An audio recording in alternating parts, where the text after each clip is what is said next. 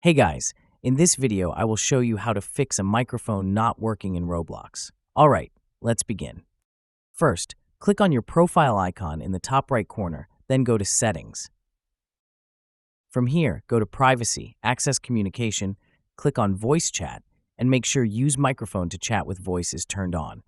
Click the microphone icon, enable it, and confirm the settings. Now, test your microphone in a Roblox experience that supports voice chat. Scroll down, and under Game Details, you can check if the game allows microphone access. Then, enter the game, press Escape, go to Settings, and under Input Device, select your default microphone by clicking the arrows until you find the correct one. If your microphone still does not work, try increasing the volume in the game. A warning message may appear, but this ensures you can hear and be heard.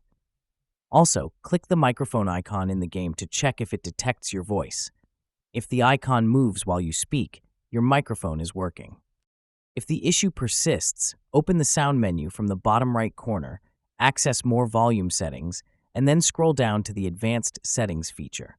Simply click on More Sound Settings, access Recordings tab from the top, and then open Properties of your microphone.